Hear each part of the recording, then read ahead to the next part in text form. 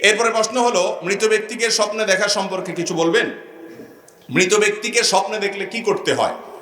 এরপরে প্রশ্ন হলো, মৃত ব্যক্তি যদি কোনো ওসিয়ত করে যান আর সেটা যদি মানতে না পারি, তাহলে কি মৃত ব্যক্তির কোনো ক্ষতি হবে? মৃত ব্যক্তির ক্ষতি হবে না, কিন্তু আপনার ক্ষতি হবে। এরপরে প্রশ্ন হলো, মসজিদের ইমাম সাহেবের বেতন উঠিয়ে মসজিদের কোনো কাজ করা যাবে কি না। খুবই গুরুত্বপূর্ণ একটি প্রশ্ন। আমার ভোগ দখলকৃত সম্পদ আমি একজন এতিমের কাছে বিক্রয় করি, কিন্তু অন্য একজন আমার অজানায় তা প্রতারণা করে নিয়ে গেছে, তা সম্পর্কে আমার অবগত ছিল না। এখন এতিমের সম্পদটা দেওয়ার মতো আমার ক্ষমতাও নেই, এক্ষেত্রে আমার করণীয় কি? মানুষ মারা গেলে তার ছবি মোবাইল থেকে পরে দেখলে গুনাহ হবে কিনা। এরপরে প্রশ্ন হলো, প্রেম করে বিবাহ করা জায়েজ আছে কিনা জানতে চাই, এবং একসাথে কয়টি বিবাহ করা জায়েজ আছে জানতে চাই। এরপরে প্রশ্ন হলো, দাড়ি কাটা শরীয়ত দৃষ্টিতে কি, কোরআন এবং হাদিসের আলোকে জানতে চাই। পরে প্রশ্ন হলো, জ্ঞানীর কলমের কালি শহীদের রক্তের চেয়ে দামি, এ কটা কতটুকু শরীয়ত সম্মত। বাংলাদেশে বিবাহ প্রথা থেকে যুব সমাজকে উত্তরণের উপায় কি। উদাহরণত হাজারো প্রাপ্তবয়স্ক যুবক অবিবাহিত জীবনযাপন করছে, যার ফলে সমাজে নানান অশ্লীলতা বেড়ে চলেছে, এ থেকে বাঁচার সহজ সমাধান চাই। আমি প্রশ্ন উত্তরে যাচ্ছি, বিসমিল্লাহ পড়ে। প্রথম প্রশ্ন, অনেক প্রশ্ন আপনাদের আসছে, তার ভিতরে 5 ভাগের 1 ভাগের প্রশ্নের উত্তর আমরা দিতে পারবো না, কারণ সবগুলোর উত্তর দিতে গেলে ফজর না, কালকে ফজর হবে। অতএব এত প্রশ্ন উত্তর দেওয়া কঠিন। যেগুলো হাতে উঠছে বা সহজে পাইছি সেগুলো আমরা উত্তর দিয়ে দিচ্ছি ইনশাআল্লাহ। কিছু প্রশ্ন আছে যে প্রশ্নগুলো দেখলে বোঝা যায় যিনি প্রশ্ন করেছেন উনি জানার জন্য প্রশ্ন করেন নাই, উনি এটার উত্তর জানেন, উনি শুধুমাত্র হুজুর টেস্ট করতে চাচ্ছেন। কিছু প্রশ্ন আছে, এগুলোর নাম হলো মৌলবী টেস্ট প্রশ্ন, বুঝতে পেরেছেন? তো ওইসব প্রশ্ন উত্তর আমরা সচরাচর দেই না।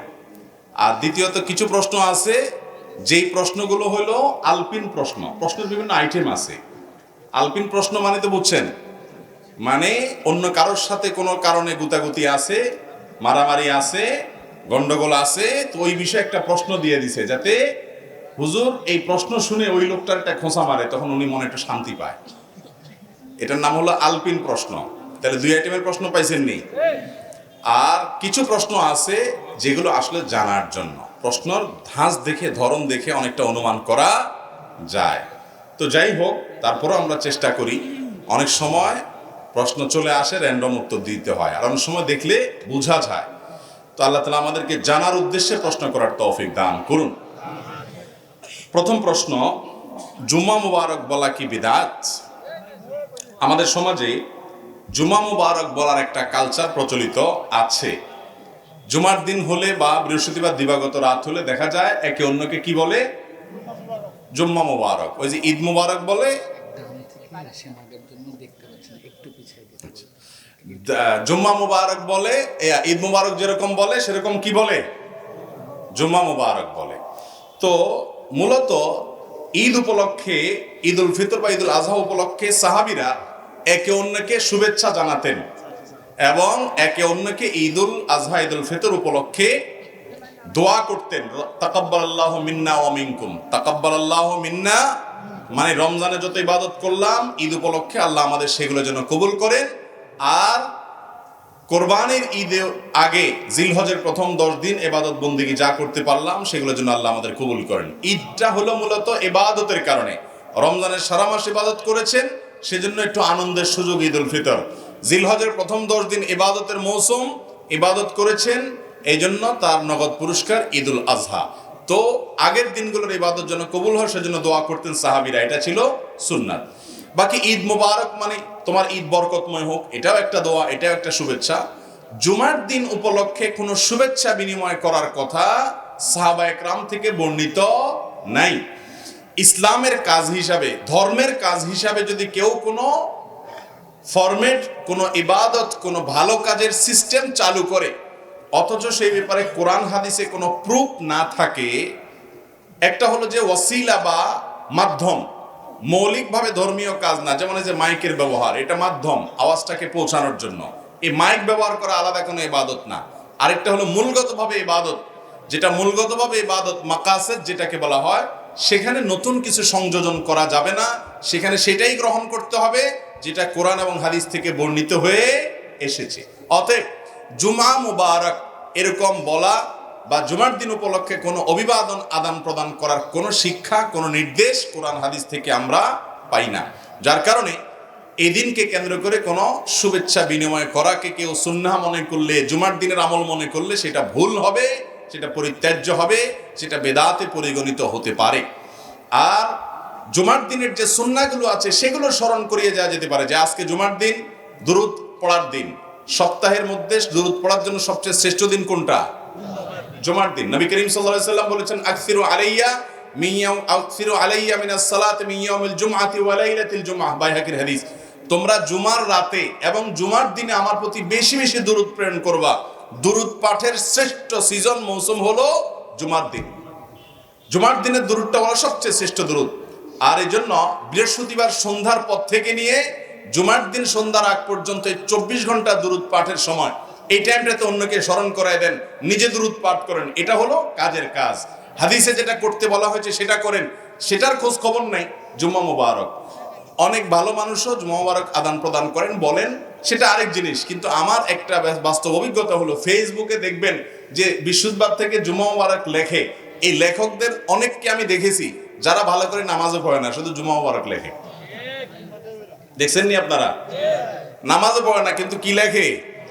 জুম্মা মুবারক লেখে। যাক, তাও ভালো, জুম্মা মুবারক লিখছে, অন্য কোনো আজে বাজে কোনো খারাপ কথা, গুনাহের কথা লেখে নাই। এটা হলো মনের সান্ত্বনা, কিন্তু জুমা মুবারক নয়। আমরা জুমা উপলক্ষে জুমার সুন্নতগুলো স্মরণ করিয়ে দিব, যে দিন সূরা কাহাফ তেলাওয়াত করো এবং দুরূদ পাঠ করো, এ আমল করো, এ আমল করো, গোসল করো, আগে আগে মসজিদে যাও, খুতবা শুনো এবং অন্যান্য কাজ করো। সেগুলো হলো আমাদের সবচেয়ে গুরুত্বপূর্ণ কাজ। আল্লাহ তাআলা আমাদেরকে আমল করার তৌফিক দান করুন।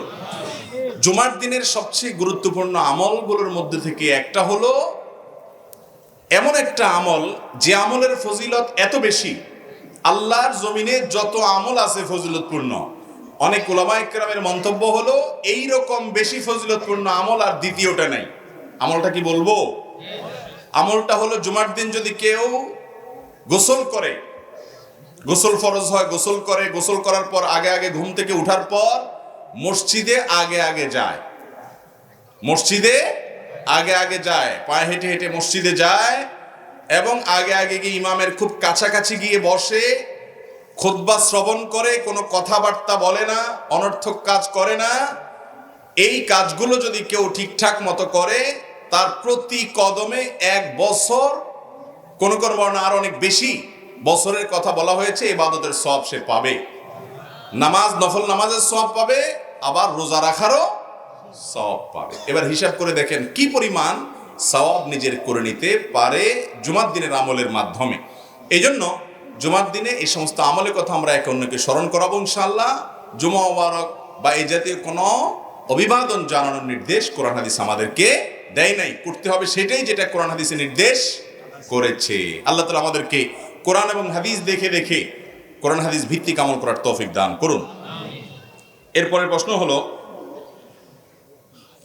আমার ভোগ দখলকৃত সম্পদ আমি একজন এতিমের কাছে বিক্রয় করি, কিন্তু অন্য একজন আমার অজানায় তা প্রতারণা করে নিয়ে গেছে, তা সম্পর্কে আমার অবগত ছিল না। এখন এতিমের সম্পদটা দেওয়ার মতো আমার ক্ষমতাও নেই, এক্ষেত্রে আমার করণীয় কি? আপনি যদি জমি বিক্রি করে থাকেন, যার কাছে বিক্রি করেছেন, এতিম হোক আর অন্য কেউ হোক, তাকে দখল বুঝায় দেওয়া এটা আপনার দায়িত্ব। দখল বুঝায় যদি না দেন, বিশেষ করে জমি জমার মধ্যে দখল বুঝায় দেওয়াটা গুরুত্বপূর্ণ কাজ। আপনি শুধু কাগজে কলমে রেজিস্ট্রি দিয়ে দিলেন, দখল বুঝায় দিলেন না, তাহলে আপনার দায়িত্ব আদায় হয় নাই। এইরকম যদি হয়, তাহলে আপনি ইয়েতিমকে তা প্রয়োজনে তার টাকা পরিশোধ করে দিতে হবে, কিন্তু দিতেই হবে। অনেক লোক আছে এই ক্ষেত্রে দায়িত্বহীনতার পরিচয় দেয়। ইয়েতিমের বিষয়টা খুব ডেঞ্জারাস, খুব ভয়াবহ। ইয়েতিমের সম্পদ খাওয়া মানে হলো পেটের মধ্যে সরাসরি জাহান্নামের আগুন প্রবেশ করানো। বিধায় দখলদারিত্ব বুঝায় দিতে যদি আপনি ত্রুটি করেন, তাহলে আপনাকে দখলদারিত্ব বুঝায় দেওয়ার জন্য, না দেওয়ার কারণে যে অন্যজন দখলে নিয়ে গেছে, এখন দায়িত্ব আপনাকে নিতে হবে। প্রয়োজনে তার টাকা পরিশোধ করবেন, কিংবা দখল আপনি আদায় করে বুঝাই দিবেন। আর যদি আপনি তাকে দখল দিয়েছেন কিন্তু সে দখল ধরে রাখতে পারে নাই, তাহলে এখানে আইনত আপনার উপরে দায় আসবে না, আপনি আপনার দায়িত্ব পালন করেছেন। তারপরেও ইয়েতিমের পাশে দাঁড়িয়ে যদি আপনি উপকার করতে পারেন, উদ্ধার করতে পারেন, সেই চেষ্টা আপনার করা উচিত। এরপরে প্রশ্ন হলো, মসজিদের ইমাম সাহেবের বেতন উঠিয়ে মসজিদের কোনো কাজ করা যাবে কি না? খুবই গুরুত্বপূর্ণ একটি প্রশ্ন। আমাদের দেশে মসজিদ মাদ্রাসার সাথে যারা জড়িত আছেন, মসজিদ মাদ্রাসার পরিচালনা করেন, এটার দায়িত্ব পালন করেন, তাদের অনেকেই এই জাতীয় কাজগুলো, এই ধরনের অপরাধগুলো অহরহ করেন, তিনি জানেনও না যে এই কাজগুলো অপরাধ। সেটা হলো মসজিদে আপনি টাকা উত্তোলন করেন ইমাম সাহেবের নামে, যে ইমাম সাহেবের হাদিয়া দিতে হবে, বেতন দিতে হবে, আপনারা টাকা দেন। অথবা রমজান মাসে ইমাম সাহেবের, মুয়াজ্জিন সাহেবের বোনাস দিতে হবে, আপনারা টাকা দেন, এই কথা বলে টাকা উঠাইলেন। অথবা ঈদের সময় আপনি টাকা উত্তোলন করলেন, ইমাম সাহেব মুয়াজ্জিন সাহেবের জন্য টাকা দেন, উত্তোলন করলেন। উত্তোলন করার পর টাকা উঠছে 20,000, ইমাম মুয়াজ্জিনদেরকে ভাগ্য করে দিলেন 10,000, আর 10,000 মসজিদের ফান্ডে রেখে দিলেন। এটা সাচ্চা এবং পরিষ্কার একটা গুনাহের কাজ। এটা মসজিদের ফান্ডে রাখা জায়েজ হবে, কারণ নাসসুল ওয়াকিফে কানাসসিশ শারিয়া, ফিকহের একটি মূলনীতি হলো দানকারী যে উদ্দেশ্যে দান করবে তার উদ্দেশ্য অনুপাতে দানের টাকাটা ব্যবহার করতে হবে। আপনাকে একজন 1 লক্ষ টাকা দিয়ে বলছে, ভাই আপনি একটু উমরা করে আসেন, আপনাকে দায়িত্ব দিল টাকা দিয়ে আপনি উমরা করে আসেন। আপনি সে 1 লক্ষ টাকা দিয়ে কটকটি কিনে খেয়ে ফেলছেন। কথার কথা, 1 লক্ষ টাকা তো আর কটকটি কিনে খাওয়া যায় না, কিছু একটা করছেন আর কি। আপনি উমরাটা করেন নাই, তাহলে আপনার জন্য এটা জায়েজ হবে। ওই লোক আপনাকে টাকা দিয়েছে উমরা করার জন্য, তার মনের তামান্না একটু উমরা করাবে কাউকে, এর সওয়াবটা সে নিবে, আপনি সেই সওয়াবটা তাকে পাইতে দেন নাই, তাহলে আপনার গুনাহ হবে। মসজিদ মাদ্রাসা যারা পরিচালনা করেন সাবধান হয়ে যান। অনেক মসজিদ মাদ্রাসার পরিচালকরা আছেন যারা মসজিদ মাদ্রাসার পরিচালনা করে সওয়াবের পরিবর্তে বরং গুনাহগার হবেন। এই সমস্ত কারণে অনেক মাদ্রাসা আছে বা মসজিদ আছে বা ধর্মীয় প্রতিষ্ঠান আছে, স্কুল কলেজও এগুলো হয়, সেগুলোতে অহরহ হয়। এক খাতের টাকার কথা বলে আরেক খাতে, স্কুলে বা অন্য প্রতিষ্ঠানে অনেক জায়গায় দেখা যায় উন্নয়ন ফি হিসাবে টাকা নেওয়া হয়। তো উন্নয়ন ফি আর স্কুলের উন্নয়ন হয় না, টিচারদের পকেটের উন্নয়ন হয় বা কমিটির লোকদের পকেটের উন্নয়ন হয়, নাম হয় হলো প্রতিষ্ঠানের উন্নয়ন ফি, আছে না নাই? তো সেগুলোর কথা বাদ, মাসা নাই তার বুধবার কি। কিন্তু মসজিদ মাদ্রাসা যেখান থেকে মানুষ নীতি আদর্শ শিখবে, সেখানে কর্তৃপক্ষ যদি এক কথা বলে টাকা নেয় আর অন্য খাতে খরচ করে, সেটা জায়েজ হবে। একটা হলো যে কথার কথা, মসজিদের টাইলসের কাজ করতেছে, আপনি টাকা উঠেছেন, সেখান থেকে উঠানোর পর 2 লাখ টাকা উঠছে, 1,60,000 খরচ হয়েছে, 50,000 খরচ হয়েছে, বাকিটা রয়ে গেছে, সেটা আপনি জেনারেল ফান্ডে দিয়ে দিলেন। এটা দাতাদের মৌন সম্মতি এটার পক্ষে থাকে, কারণ কেউ 10 টাকা দান করলে 9 টাকা খরচ হয়, 1 টাকা থাকলে মসজিদের জেনারেল ফান্ডে চলে যাক, এ ব্যাপারে কারোর আপত্তি থাকে না সাধারণত। ওইটা আরেক জিনিস, ওটা জায়েজ হবে। কিন্তু আপনি ঠান্ডা মাথায় এক কথা বলে টাকা তুলে আরেক খাতে খরচ করলেন, এটা গুনাহের কথা। এই কাজটা আমাদের দেশে মানুষ করে কি করে না? অতএব এ ব্যাপারে সাবধান থাকতে হবে। মসজিদে টাকা দিয়ে মাদ্রাসায় খাবার এনেছে, এনে বলেছে বাচ্চাদেরকে খাওয়ান, আপনি বাচ্চাদেরকে কিছু প্যাকেট দিলেন, আর কিছু কমিটির বাসায়, কিছু হুজুরের বাসায়, কিছু বড় হুজুরের বাসায়, কিছু ছোট হুজুরের বাসায় নিজেরা ভাগযোগ করে নিলেন। জায়েজ হবে না গুনাহ হবে? গুনাহ হবে। কিছু কিছু আত্মসাৎ আছে, কিছু কিছু দুর্নীতি আছে যেগুলোকে আমরা দুর্নীতি মনে করি না, শয়তান ওগুলাকে আমাদের সামনে এমন ভাবে প্রলেপ দিয়ে দেয়, আমরা মনে করি কই এমন কিছু না, তো মনে হয় যে নাকের সামনে দিয়ে মাছি গেছে। ঠিক না বেঠিক? অতএব মসজিদ মাদ্রাসার পরিচালনা যারা করেন, ইমাম সাহেবের নামে টাকা তুললে, স্টাফদের নামে টাকা তুললে সেটা স্টাফদেরকেই দিতে হবে, মসজিদের উন্নয়ন খাতে নিতে পারবেন। যদি নিতে হয় তাহলে দাতাদের অনুমতি নিতে হবে যে আপনারা টাকা দিয়েছেন, এখন এই খাতে আমাদের টাকা দরকার নাই, অন্য খাতে খরচ করুন। কথা কি বুঝাতে পারছি? অথবা বলার সময় বলে নিবেন যে আমরা এই খাতে টাকা যা লাগে খরচ করার পর আমরা কিন্তু অন্য খাতে নিয়ে যাব। অনেক মসজিদে এগুলো ইন্টেনশনালি টাকা তোলা হয়, অনেক টাকা। মসজিদে কেন, এই ওয়াজ মাহফিলে অনেকে করে। আপনাদের এই মাহফিলটা তো একটা মডেল মাহফিল, এটার কথা ভিন্ন, এটার সব কিছু আমি জানি নখদর্পণে আমার, যে কিভাবে কি হয়। কিন্তু সাধারণত অনেক ওয়াজ মাহফিলে দেখা যায় বিশাল বড় চান্দা তুলে বক্তা সাহেবরে কিছু দিয়ে বিদায় করলো, মাইকেলারে কিছু দিয়ে বিদায় করলো, এরপর যে ফান্ডটা থাকে সেটা মোটামুটি অন্যান্য কাজে, মাহফিলের বাইরের কাজে ব্যয় করা হয়, হিউজ টাকা উঠানো হয়। উদ্দেশ্যই হয় সেটা মাহফিলের কথা বলে নিব, করব অন্য কাজ।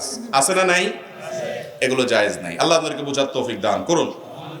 এরপরে প্রশ্ন হলো, মানুষ মারা গেলে তার ছবি মোবাইল থেকে পরে দেখলে গুনাহ হবে কিনা?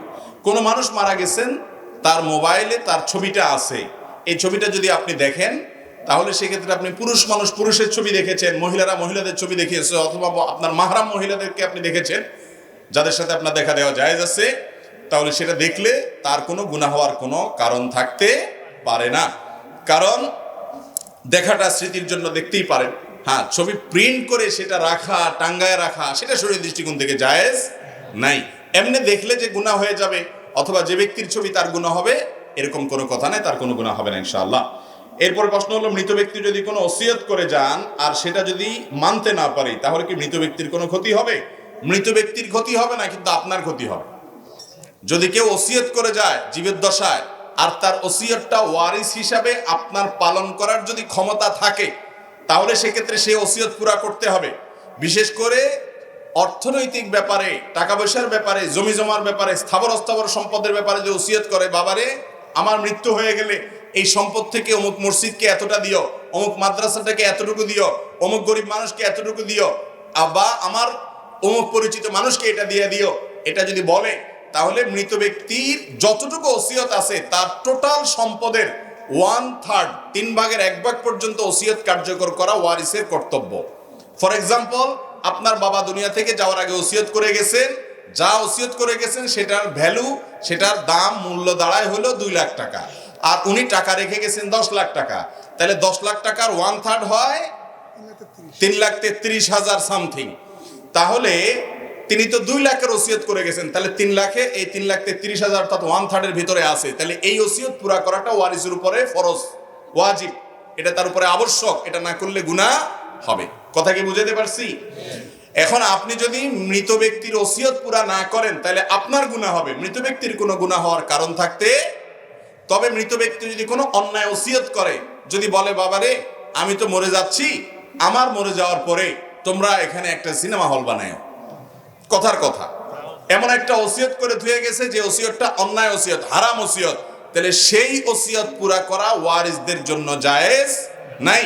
কিন্তু বৈধ ওসিয়ত করলে সেটা পূরণ করার চেষ্টা করতে হবে যদি সাধ্যে থাকে। তার নিজের সম্পদের ব্যাপারে ওসিয়ত করে গেলে ওয়ারিসরা সেই সম্পদের ব্যাপারে ঘড়িমসি করতে পারবে।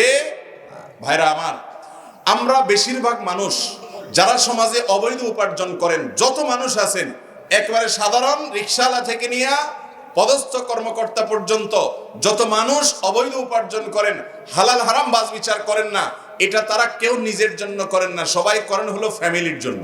ঠিক না ঠিক? নিজের একটা পেটের জন্য মানুষ এত দুর্নীতি করে না।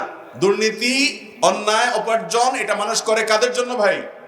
ছেলে মেয়ের জন্য, বউ বাচ্চার জন্য। ঠিক না ঠিক? কিন্তু এই ফ্যামিলি বা বউ বাচ্চা এরা কিন্তু আপনার এই সম্পদ অবৈধভাবে উপার্জনের দায় কেউ নিবে, বরং আপনি যদি এই সম্পদ দান করতে চান তারা বাধা দিবে। ঠিক না ঠিক? আপনি জীবদ্দশা ওসিয়ত করে গেলে অনেক সময় তারা পূরণ করবে না, এর সম্ভাবনা অনেক বেশি। ঠিক না ঠিক? অনেক বেশি দান করলে বলবে, আব্বা এত দান করে কেন, এত কি দেওয়ার দরকার আছে, মানুষ কি এত দেয়? আপনি কিন্তু কষ্ট করে কামাই করছেন, বাদ সাধবে তারা। কিয়ামতের ময়দানে আপনার অবৈধ উপার্জনের চুল পরিমাণ দায়িত্ব কেউ নিবে না, আপনাকেই নিতে হবে, অথচ ভোগ করবে তারা। ঠিক না ঠিক? তো এর মতো বোকামি আর কিছু হতে পারে না। তো যাই হোক, মৃত মানুষের ওসিয়ত সন্তানরা পূরণ করতে হবে, ওয়ারিসরা পূরণ করতে হবে। ওনার টাকা উনি ওসিয়ত করে গেছেন, আপনি আটকানোর কে? কিন্তু আমরা অনেকে আটকাই বা দিতে চাই না। এখান থেকে বোঝা যায় সন্তানদেরকে সম্পদের পাহাড় গড়ে তোলা, দিয়ে যাওয়া, বৈধ অবৈধ বিচার করা ছাড়া এটা নির্বুদ্ধিতা। তাদেরকে মানুষ বানায় যান, আল্লাহর খাঁটি বান্দা বানায় যান, আপনার জীবনটা উপভোগ্য হবে দুনিয়াতে, আখিরাতে তো অনেক পরে। আর যদি এটা না করেন, তাহলে সন্তানের হাতেই লাঞ্ছিত বেইজ্জত যদি নাও হন, আপনার মৃত্যুর পরে আপনার সম্পদ তারা শুধু ভোগ করবে না, তসরুফ করবে, কিন্তু দায় আল্লাহর কাছে কিয়ামতের ময়দানে নিবে। বাবার উপকারে আসে সেজন্য দান করি অনেক, না সেটা করবে না, নিজেরটা শুধু বুঝবে। বিদায় নিজের ভালোটা আমাদের বোঝা উচিত। নিজের বাজু পাগলেও বুঝে, কিন্তু আমরা বুঝি না, শুধুমাত্র টাকা টাকা টাকা পাগল হয়ে যায়। আল্লাহ আমাদেরকে হক হালালি চলার তৌফিক দান করুন, এবং ওয়ারিসদের যে ওসিয়ত আছে সেটা আদায় করতে হবে সাধ্য অনুপাতে, বৈধ ওসিয়ত হলে। এরপরে প্রশ্ন হলো, মৃত ব্যক্তিকে স্বপ্নে দেখা সম্পর্কে কিছু বলবেন। মৃত ব্যক্তিকে স্বপ্নে দেখলে কি করতে হয়? আমাদের অনেক ভাইরা জিজ্ঞাসা করেন যে, আমি মা বাবাকে স্বপ্নে দেখেছি মৃত, তাকে মৃত যেহেতু আমি স্বপ্নে দেখেছি, তাহলে এখন তাকে আমি কি করব, কি করতে হবে? উত্তর হলো যে, মৃত মানুষকে দেখলে বিশেষ কিছু করার কোনো নির্দেশ নাই। তবে আপনার কোনো আত্মীয় স্বজন, পরিচিত লোক, তাকে আপনি স্বপ্নে দেখেছেন, স্বপ্নে দেখার পর আপনার কাছে মনে হয়েছে লোকটা বোধহয় কোনো কষ্টে আছেন, তাহলে তার পক্ষ থেকে আপনার আল্লাহর কাছে ইস্তেগফার করবেন, ক্ষমা প্রার্থনা করবেন, তার জন্য দোয়া করবেন, তার পক্ষ থেকে দান সাদাকা করবেন, তার পক্ষ থেকে হজমরা করার সুযোগ চাইলে সেটা করবেন, মৃত ব্যক্তির জন্য যা যা করা যায় সেগুলো করবেন। কিন্তু মৃত ব্যক্তিকে দেখলে আমাদের দেশে মানুষ মনে করে হুজুর ডেকে খাওয়াইতে হয়, দোয়ার অনুষ্ঠান করতে হয়। আমি সব সময় বলি, কোন মুর্দার জন্য কোন হুজুরকে টাকা দিয়ে যদি দোয়া করান, চুল পরিমাণ মুর্দার কোনো উপকার তো হবেই না, বরং আরো গুনাহ হবে। কথা বুঝেন নাই? হুজুরের হয়তো একটু লাভ হবে, কিন্তু আপনার কোনো লাভ হওয়ার কারণ মুর্দার জন্য টাকা নিয়ে দোয়া করা এটা হারাম। হুজুর নিজেও হারাম খাইছে, তো হুজুর হারাম খাইলেও তো পয়সা পাইছে, আপনি হারামও করলেন, পয়সাটাও হারালেন, আমসালা দুইটাই গেল। কথা কি বুঝাতে পারছি? আপনার কোনো মৃত ময়মুরব্বীকে, আত্মীয় স্বজনকে স্বপ্নে দেখেছেন, মনে হচ্ছে উনি কষ্টে আছেন, ওই টাকাটা এমনি কোনো গরিব হুজুর থাকলে ওনাকে এমনি দান করে দেন, দোয়ার অনুষ্ঠান করিয়েন না। আর আপনি আল্লাহর কাছে দোয়া করেন, আর আলেমুল আমাদের কাছে এমনি দোয়া চান সাধারণভাবে, সেটা আরেক জিনিস। কিন্তু আমাদের দেশে মানুষ মৃত মানুষকে স্বপ্নে দেখলে এই সমস্ত দোয়ার অনুষ্ঠান করে, এগুলোর কোনো ভিত্তি নাই। তবে হ্যাঁ, আপনি যেটা করতে পারেন সেগুলো গরিব দুঃখীকে খাওয়ালেন, ইয়েতিমখানাতে খানা দিলেন, গরিব দুঃখী বাচ্চাদেরকে বা অভাবী ফ্যামিলিগুলোতে বাজার করে দিলেন, টাকা পয়সা দিলেন, মৃত মানুষের জন্য এটা উপকারে আসবে, তাদের তরফ থেকে এটা দান করলেন, সবটা তাদের অ্যাকাউন্টে জমা হবে ইনশাআল্লাহ। আর যদি মৃত ব্যক্তিকে স্বপ্নে দেখে আপনার কাছে মনে হয় যে আপনি তাকে ভালো অবস্থায় দেখেছেন, হাসি খুশি দেখেছেন, তাহলে আলহামদুলিল্লাহ, আল্লাহ শুকর আদায় করবেন। আর যদি কোনো ব্যাখ্যা আপনার কাছে ক্লিয়ার না হয়, তারপর আপনি তার পক্ষ থেকে ইস্তেগফার করতে পারেন। মৃত ব্যক্তিকে স্বপ্নে দেখলে অমুকটা করতে হবে, তমুকটা করতে হবে, এত মানুষ খাওয়াইতে হবে, এত মানুষকে বসে দাওয়াত দিতে হবে, এরকম কোনো বিশেষ ফরম্যাট বা বাধ্যবাধকতা ইসলাম ঠিক করে দেয় না। এরপরে প্রশ্ন হলো, প্রেম করে বিবাহ করা জায়েজ আছে কিনা জানতে চাই, এবং একসাথে কয়টি বিবাহ করা জায়েজ আছে জানতে চাই। ভাই, মানুষ একটাই করতে পারেন, আপনি কয়টা প্রশ্ন জিজ্ঞেস করছেন, আল্লাহ জানে কি করার নিয়ত নাকি আজাইরা প্রশ্ন। দেখেন, বিয়ের আগে অবৈধ সম্পর্ক করা হারাম। বিয়ের আগে অবৈধ সম্পর্ক করা কি হারাম। এই হারামটা যারা করে তাদের বৈবাহিক জীবনে আরাম কম হয়। এই হারামটা যারা করে তাদের বৈবাহিক জীবনে আরাম কম হয়, এটা অভিজ্ঞতা দ্বারা প্রমাণিত। আশেপাশে ডানে বামে খেয়াল করে দেখেন, বিয়ের আগে অতিরিক্ত প্রেম, অতিরিক্ত ভালোবাসা যখন উতরায়, সময় মতো যখন ভালোবাসার দরকার হয়, তখন ভালোবাসার পুঁজিতে টান পড়ে। কথা কি বুঝাতে পারছি? তখন ভালোবাসার পুঁজিতে কি পড়ে? টান পড়ে। বিধায় এটা করা উচিত না। আর একসাথে যদি একাধিক বিয়ে কেউ করতে চায়, ইসলামী শরীয়তের কোনো বাধা নাই। সে যদি তার পিঠ বাঁচাইতে পারে, শ্বশুরবাড়ির মাইধর, নতুন বউর মাইধর, বউদের ঝগড়াঝাটি, এগুলো সব সামলাইতে পারে। আর তার চাইতে বড় কথা হলো, একাধিক স্ত্রী থাকলে তাদের মধ্যে সমতা রক্ষা করা কি সুন্নত না ফরজ? ফরজ।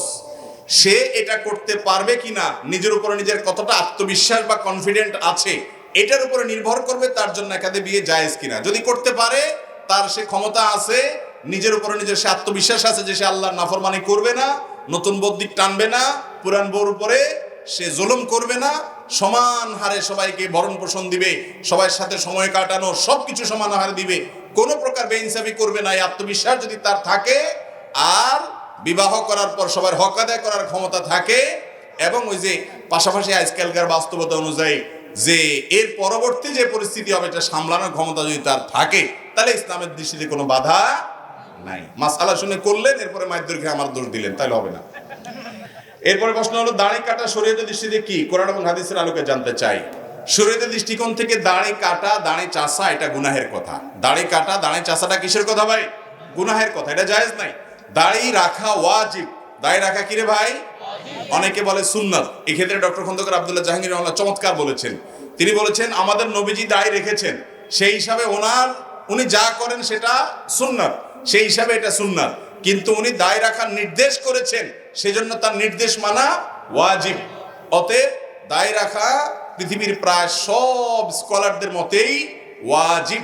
অনেকে বলে দাড়ি এতটুকু রাখলেই হবে যে নারী পুরুষ পার্থক্য করা যায়। তো নারী পুরুষ পার্থক্যের জন্য দাড়ির দরকার হয় না, তো মোজ দেখলেই বোঝা যায়, ঠিক না? ঠিক। তাহলে তো আর দাড়ি রাখারই দরকার নেই, মোজ থাকলেই চলে, নারী পুরুষ পার্থক্য করা যায়। এগুলো মন গড়া ফতোয়া। আপনি রাখতে পারেন না, শুরুটা করছেন ঘোষা ঘোষা দাড়ি দিয়া, ওয়েলকাম, আলহামদুলিল্লাহ, শুরু তো করছেন।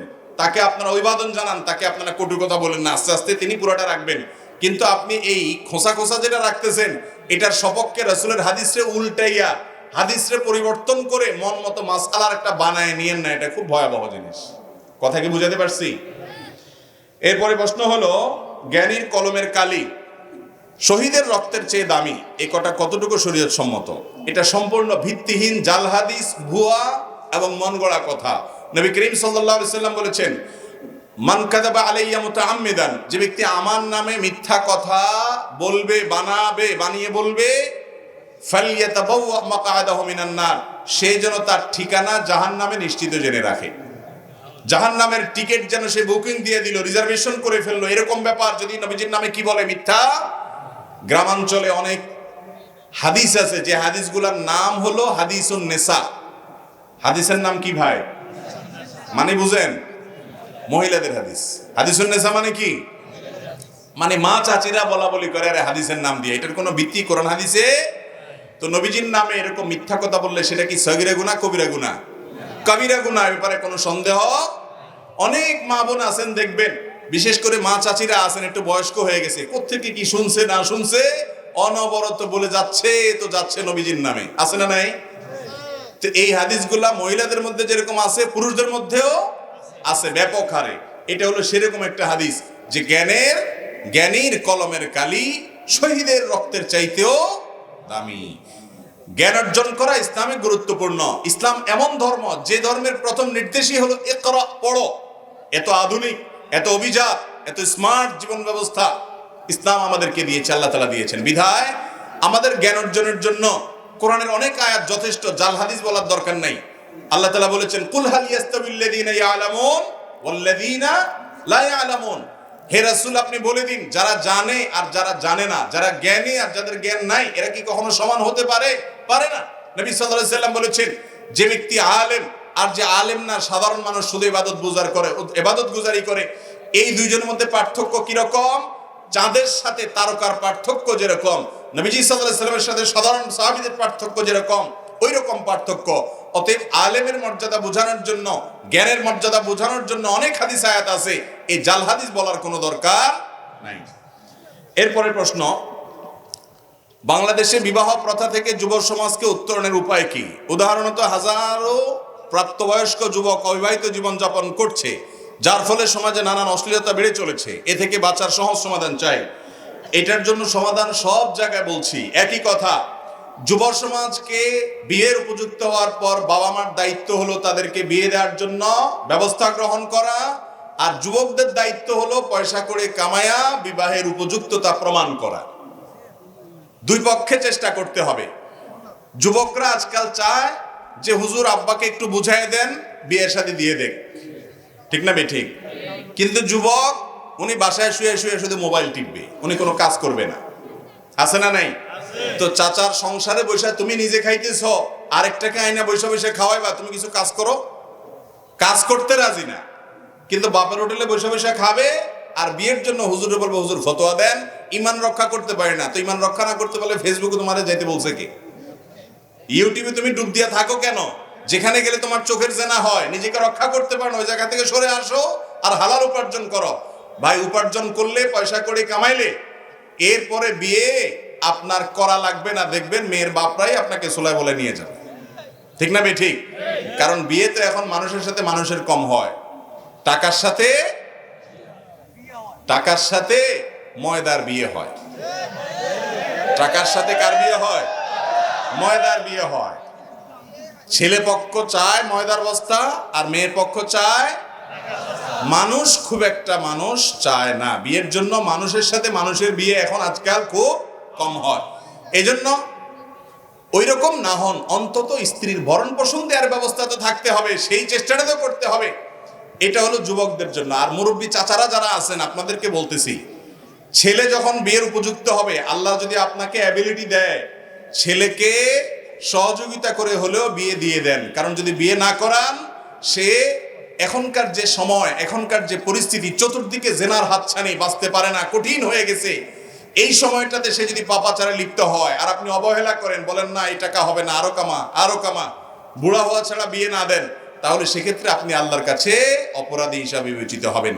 অনেক মা আছে ছেলেকে সহজে বিয়ে দিতে চায় না, বলে বিয়ে করলে ভালোবাসাটা দুই ভাগ হয়ে যাবে, যতদিন আমার কাছে থাকে ততই ভালো। অনেক মা এরকম আছেন, বিশেষ করে গ্রামাঞ্চলে। আর বাপেরা আছেন বলে যে না এত সকাল কিসের বিয়ে, অথচ আমাদের মুরব্বীরা সব বিয়ে করছেন অল্প বয়সে বেশিরভাগ, ঠিক না ভাই? ঠিক। আগের যুগে বিয়ে হয়তো অনেক আগে, তাই না? আপনি নিজে বিয়ে করছেন অনেক আগে, ছেলেটারা এখন বুড়া বানানোর আগে বিয়ে দিবেন না। এই অবিচার কেন করবেন আপনি? আল্লাহর কাছে জবাবদিহি করা লাগবে। আপনার আমলে বরং এত আগে বিয়ে না করলেও চলতো, তখন এত বেশি চোখের জেনার রাস্তা ছিল না। এখন যুবকদের নষ্ট করার জন্য হাজারো রাস্তা খুলে গেছে, এদেরকে বরং আরো আগে বিয়ে দেওয়া উচিত। অতএব মুরব্বীরা একটু দয়া মায়া করেন, আর না হলে গুনাহগার হবেন। আর যুবকরা ঠিক ঠিক না বলে পয়সা কামাই করেন। এরপরে প্রশ্ন হলো, মা বাবার সাথে সন্তানের আচরণ কেমন হওয়া উচিত? মা বাবার সাথে সন্তানের আচরণ হবে রাজার সঙ্গে প্রজাদের আচরণের মতো। প্রজা চিনেন? প্রজা, আগের যুগে মানুষ রাজার প্রজা সিস্টেম যখন থাকতো, রাজাদের সামনে প্রজারা কেমনে থাকতো, ঠিক সন্তান তার বাবা মার সামনে সেরকম থাকবে। সম্ভবত আব্দুল্লাহ ইবনে আব্বাস রাদিয়াল্লাহু তাআলা আনহু থেকে একটা হাদিস বর্ণিত আছে যে উনি অথবা আব্দুল্লাহ মাসউদ দুজনের একজন হবেন, যে এক ব্যক্তিকে দেখলেন তার বাপের সাথে যাচ্ছে, কিন্তু দেখে বোঝা যাচ্ছে না বাপকে আর বেটাকে। তখন জিজ্ঞেস করলেন লোকটাকে, বললেন আমার বাপ। তখন বললেন শোনো, তোমার চলাফেরা থেকে বোঝা যেতে হবে যে ভদ্রলোক তোমার বাপ আর তুমি তার সন্তান। এটা চলাফেরার স্টাইল দেখতে দুর্ব্যবহার, বদাচরণ, দুরাচরণ, বেয়াদবি ঘরে ঘরে জনে জনে, ঠিক না ঠিক? ভালো করে শুনে রাখেন ভাইরা, রিদার রব্বি ফি রিদাল ওয়ালিদাইন ওয়া সাখাতুর রব্বি ফি সাখাতিল ওয়ালিদাইন। মা বাপকে যদি খুশি রাখতে পারেন আদব লেহাজ করে, তাহলে মালিক খুশি হয়ে যাবেন। মা বাপ যদি নাখোশ থাকে, মালিককে খুশি করার কোনো পথ খোলা নাই। যদি ন্যায়সঙ্গত ভাবে মা বাপ আপনার উপরে নারাজ থাকেন, তাহলে আপনার কিন্তু রক্ষার কোনো উপায় নাই, কোনো আমলে কুলাবে না মা বাপ যদি নারাজ থাকে। এই জন্য জান্নাতে যাওয়ার কিছু শর্টকাট রাস্তা আছে, শর্টকাট সংক্ষিপ্ত কিছু রাস্তা আছে, কোনাকুনি। ঈমান আমলটা যদি ঠিক থাকে, শিরিক বেদাত থেকে যদি বেঁচে থাকেন, মোটা মোটা ফরজ আমলগুলা করেন, হারাম থেকে বেছে বেছে বাঁচার চেষ্টা করেন, আপনি নেক আমল বেশি নফল আমল করতে পারেন না, শর্টকাটে জান্নাতে চলে যেতে চান, মা বাবাকে এমন সন্তুষ্ট করেন যে মা বাবার আপনার পরে কোনো অভিযোগ না থাকে। আমরা মানুষ, ভুল হয়ে যেতে পারে, কখনো জোরে কথা বলে ফেলেছি, কখনো রাগ করে ফেলেছি, কখনো বেয়াদবি হয়ে গেছে, আবার মাপ চাইতে দেরি করবেন না, সাথে সাথে মাপ চাইবেন। মনে রাখবেন, আপনি আপনার বাবা মার সাথে সুন্দর আচরণ করলে আপনার সন্তান দেখবে বাপ মার সাথে কেমন আচরণ করতে হয়, সেও শিখবে, সেও ভালো আচরণ করবে ইনশাআল্লাহ। আর যদি এটা না করেন, তাহলে দেখবেন এর পরিণতি আপনার নিজেকে ভোগ করতে হবে নিজের সন্তানের হাতে। আল্লাহ তাআলা আমাদেরকে মা বাবার হক আদায় করার তৌফিক দান করুন।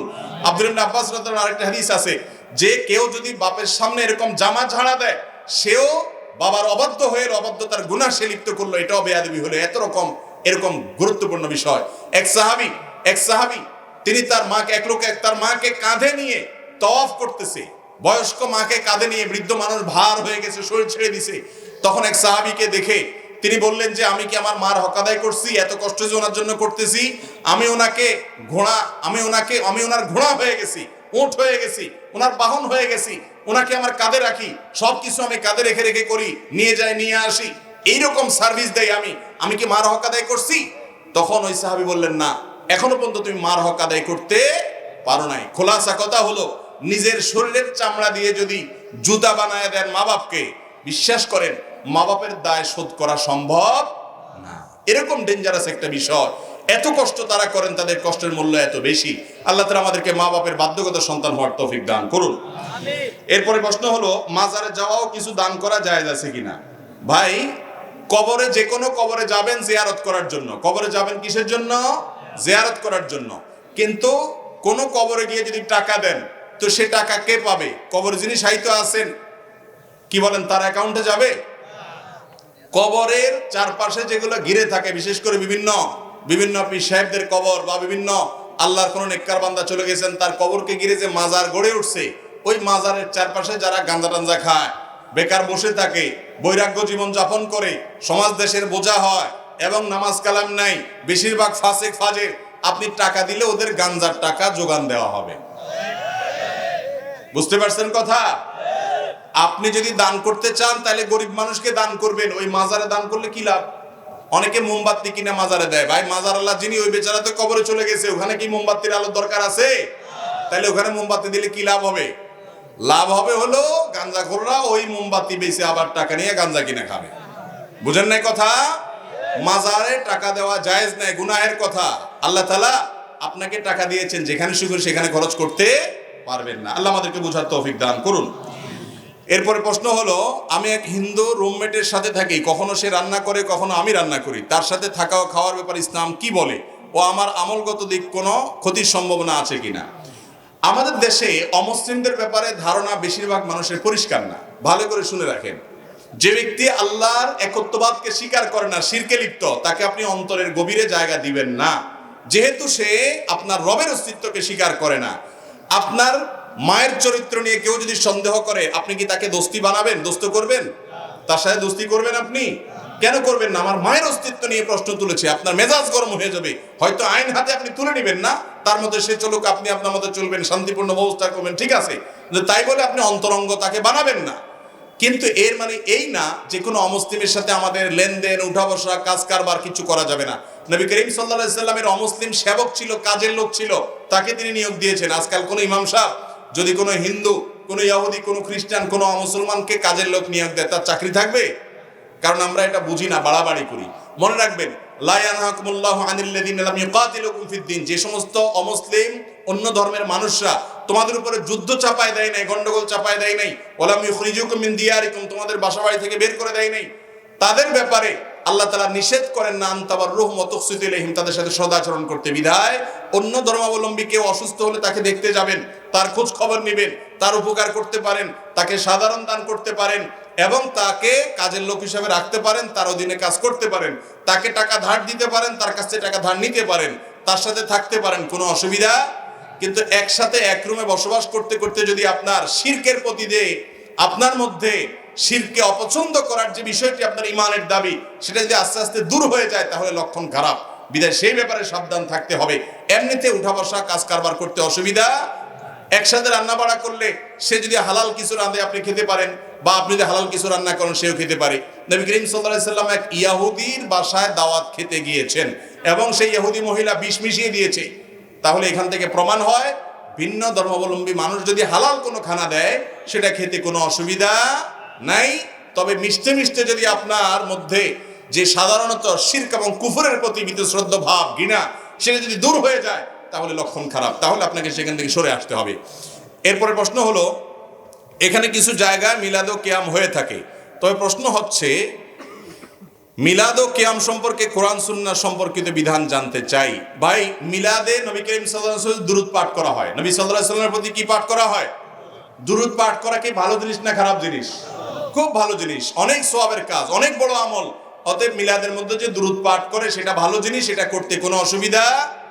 কিন্তু মিলাদের জন্য, দুরূদ পাঠের জন্য সবাইকে ডাইকে একত্রিত করতে হবে এরকম কোনো কথা, দুরূদটা যার যার পার্সোনাল আমল। আর দুরূদ পাঠ করতে করতে দাঁড়ায় যেতে হবে, এরকমও কোনো নির্দেশ নবী সাল্লাল্লাহু আলাইহি সাল্লাম আমাদেরকে দেন নাই। দুরূদ পাঠ করতে করতে যদি দাঁড়ায় যাওয়া লাগতো, তাহলে নামাজের মধ্যে যে আমরা দুরূদ পাঠ করি, সেই দুরূদটা কি বসে পড়ি না দাঁড়ায় পড়ি? তাহলে নামাজের মধ্যে দুরূদ পাঠ করতে করতে দাঁড়ায় যাওয়া উচিত ছিল না? আমরা কি দাঁড়ায় যাই? তাহলে বোঝা গেল দুরূদ পাঠ করতে করতে দাঁড়ানোর কোনো দরকার। নবী করিম সাল্লাল্লাহু আলাইহি ওয়াসাল্লামের প্রতি দুরূদ পাঠ করতে করতে যদি দাঁড়ায় যাওয়া লাগে, তাহলে আল্লাহর কোরআন তেলাওয়াতের সময় তো ফ্যানের সাথে ঝুলে যেতে হবে। বুঝেন নাই কথা? এগুলো আমাদের নিজেদের মন গড়া, ভিত্তিহীন, কোরআন হাদিসের কোনো অস্তিত্ব নাই। এরপর প্রশ্ন হলো, অত্র এলাকার মানুষ বিভিন্ন পীর ও দরবারের মুরিদ। প্রশ্ন হচ্ছে, ইসলামের জন্য বোঝার জন্য পীর ও দরবারে যাওয়া যাবে কিনা? দেখুন, আপনি ইসলাম বোঝার জন্য, কোরআন এবং হাদিস বোঝার জন্য কোনো আলেমের শরণাপন্ন হতে পারেন। কোনো আলেমের শরণাপন্ন, যিনি আপনাকে কোরআন হাদিসের আলোকে পথ দেখাবেন, গাইড করবেন, এরকম আলেমের শরণাপন্ন হওয়াটা দোষের নয়, সেটার আপনি যেটাই নাম দেন। কিন্তু যদি কোনো ব্যক্তির অন্ধ অনুকরণের জন্য আপনি তার কাছে যান এবং তিনি যা বলেন সেটা শুনবেন, কোরআন হাদিসের সাথে মিলক বা না মিলক, সেটা আপনি পীর নাম দেন আর শেখ নাম দেন, অথবা হুজুর নাম দেন বা অন্য কিছু নাম দেন, এই অনুকরণ ইসলামে জায়েজ। অনুকরণ হবে কোরআন এবং হাদিসের। অনুকরণ হবে কিসের? আমরা আলেমদের অনুসরণ করব ততক্ষণ যতক্ষণ তারা কোরআন হাদিসের আলোকে আমাদেরকে গাইড করবে, পথ দেখাবে। কোরআন হাদিসের বাইরে মন গড়া কিছু যখন বলবে, সেটা মানা যাবে না। অতএব কোন পীরের দরবারে সাধারণত মানুষ যায় হলো, আমাদের সমাজে অনেকে যায় যে পীর সাহেব আল্লাহর কাছে পার করে দিবে আমারে।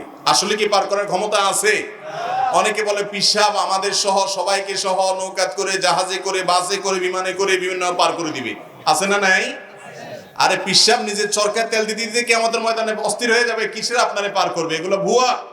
কোন মানুষকে পার করতে, আল্লাহ যাকে সুপারিশের অনুমতি দিবেন তিনি পারবেন। আপনার পিশাব যে সুপারিশের পারমিশন পাবে তার কোনো গ্যারান্টি আছে? বিধায় এই সমস্ত মন গড়া কথা বলা যাবে না। আবার অনেকে পিশাবের কাছে মুরিদ হয় যে পিশাব যা বলবেন, বমায় সাজ্জা দারাঙ্গি কুন গারাত পীরে মাগা গোয়াত কে সালেক বে খবর নবুয়াত জরা হো রুসমে মঞ্জিল হা, ফারসি কবিতা। এর অর্থ হলো, তোমাকে যদি কোনো পীর, অভিজ্ঞ পীর, জানাশোনা পীরে বলে যে তোমার জায়নামাজ মদ দিয়া ভিজায় ফেলো, তারপরও তুমি সেটা করবা, কারণ উনি জানে মদ হালাল না হারাম, তোমার পণ্ডিতি করা লাগবে না। এই কথা ঠিক না বেঠিক? মদ খাওয়া হালাল না হারাম? অতএব জায়নামাজের মদের ভিজাইতে যদি কোনো পীর বলে, সে পীর ভণ্ড না আল্লাহর খাঁটি বান্দা? তাইলে এরকম ভণ্ড কোনো মানুষের, কোনো পীরের অনুকরণ করা যাবে না। আল্লাহ আমাদেরকে বুঝার তৌফিক দান করুন। এরপরে প্রশ্ন হলো, চাকরি থেকে অবসর নেওয়ার পর ওই অবসর ভাতা দিয়ে হজ আদায় করা কতটুকু গ্রহণযোগ্য, জায়েজ হবে? চাকরি থেকে অবসর ভাতা নিয়ে সেই অবসর ভাতা দিয়ে আপনি যা ইচ্ছা তা করতে পারেন, কারণ এটা আপনার হক, আপনার প্রাপ্য। অতএব আপনি হজ করবেন না উমরা করবেন না জমি জমা কিনবেন, এটা আপনার বিষয়। অনেকে বলে হজ করতে হবে নিজের রক্ত ঘাম ঝরায়া কামানো টাকা দিয়া, এগুলো মন গড়া কথাবার্তা। হালাল টাকা আপনি চাকরি করে উপার্জন পাইছেন, বোনাস পাইছেন, বা অন্য কোনো ভাবে উপার্জন করছেন, জমি বিক্রি করছেন, যেভাবেই হোক হালাল টাকা হলেই সেটা দিয়ে কি করতে পারবেন? হজ করতে পারবেন, কোনো অসুবিধা নেই। এরপরে প্রশ্ন হলো, বিয়ের পরে মেয়ের বাবা মাকে ভরণ পোষণ দেওয়ার জন্য স্বামীকে বল প্রয়োগ করা যাবে কিনা? স্বামীকে বল, স্ত্রীও জোর করতে পারবে কিনা যে তুমি আমার মা বাপের ভরণ পোষণ করো? আজকাল তো মহিলাদের নির্যাতনের শিকার হয় অনেক স্বামী, চুপচাপে বলতে পারে না, ঠিক না বে ঠিক? বলা হয় নানা রকমের মুখরোচক কথা, অথচ নারী যেমন নির্যাতিত হয় পরিমাণে বেশি, আবার কিছু কিছু ক্ষেত্রে পুরুষরাও নির্যাতিত হয়। কোন জামাইয়ের জন্য শ্বশুর বাড়ির লোকদের ভরণ পোষণ দেওয়ার বাধ্যবাধকতা তার উপর ইসলাম চাপায় নাই। তবে স্ত্রীর মনোরঞ্জনের জন্য, স্ত্রীকে খুশি করার জন্য শ্বশুর বাড়িতে কিছু হাদিয়া তোফা দেওয়া, সাধ্যে থাকলে আল্লাহ তৌফিকি দিলে একটু কিছু দেওয়া উচিত। কারণ ওই যে বউয়ের সার্টিফিকেট লাগবে তো জান্নাতে যাইতে, আর এছাড়া দুনিয়াতেও তো সংসারে সুখ শান্তি টিকায় রাখতে হবে।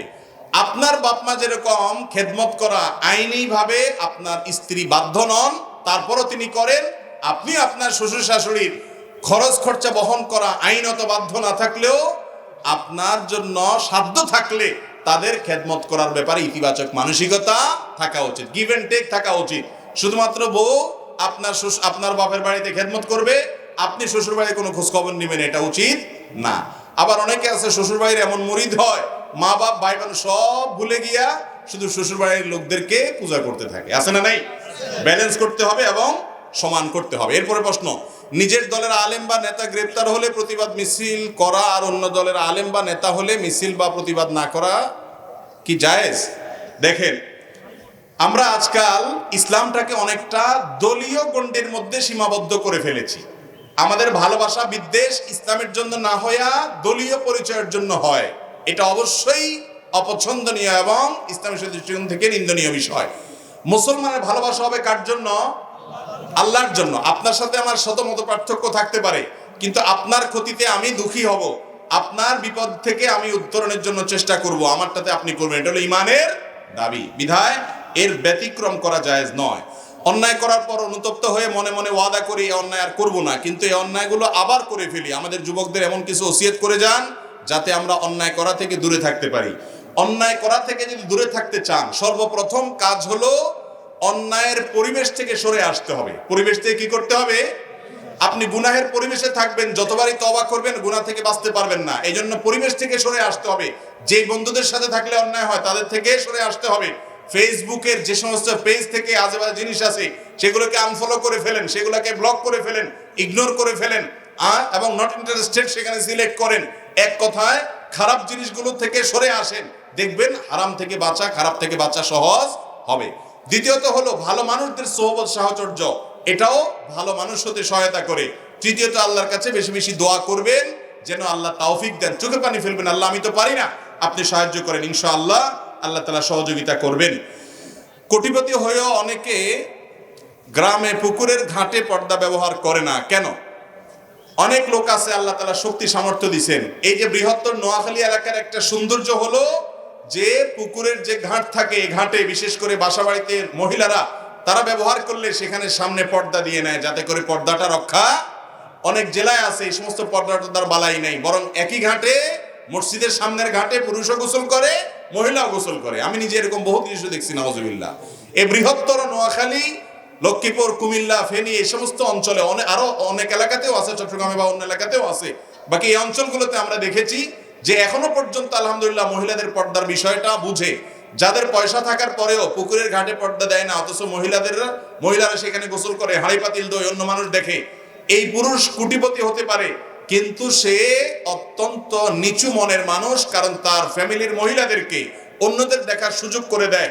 সে কখনো বড় মনের মানুষ না, সে ছোট মনের মানুষ। তার মধ্যে লজ্জা শরম নাই, তার মধ্যে হিতাহিত জ্ঞান নাই, তার মধ্যে কমন সেন্স নাই, তার মধ্যে আত্মসম্মান বোধ নাই। আপনার স্ত্রীকে দেখে, আপনার মেয়েকে দেখে, আপনার বোনকে দেখে অন্য পুরুষ কি চিন্তা করবে, পরপুরুষ কি চিন্তা করবে, এটা আমরা জানি কি জানি না? জানেন না আপনারা? আপনার মা বোন যদি পর্দাহীন ভাবে চলে তাকে দেখে অন্যরা কি চিন্তা করবে আপনারা জানেন না? আপনি কি চিন্তা করেন? অন্যের মা বোনকে যদি পর্দাহীন অবস্থা দেখেন, অন্য কারো পরনারীকে, সুন্দরী নারীকে পর্দা ছাড়া দেখেন, আপনি কি চিন্তা করেন? জানেন না নিজেরটা? তো অন্যও সে চিন্তা করে। অতএব এটা করা কি না জায়েজ না, এটা নির্লজ্জতা। টাকা পয়সা হলে কোনো আত্মীয়তার সাথে সম্পর্ক অনেকে রাখে না, এটা কেন? এটা হলো আত্মীয়তার ফরজ, গুরুত্ব সে বুঝে না, এই জন্য সে সমস্ত করে। আল্লাহ তাআলা আমাদের সবাইকে সব ধরনের আল্লাহর নির্দেশগুলোকে মেনে খাঁটি মুসলমান হওয়ার তৌফিক দান করুন। আল্লাহর সমস্ত নিষিদ্ধ এবং হারাম বিষয়গুলো থেকে বেঁচে থেকে আল্লাহ তাআলা আমাদের সবাইকে খাঁটি ঈমানদার, খাঁটি আমলদার এবং খাঁটি মুসলমান হওয়ার তৌফিক দান করুন। হাদা ওয়া সাল্লি ওয়া সাল্লিমু আলা নবিয়িনা মুহাম্মদ ওয়া জাযাকুমুল্লাহু খায়রা।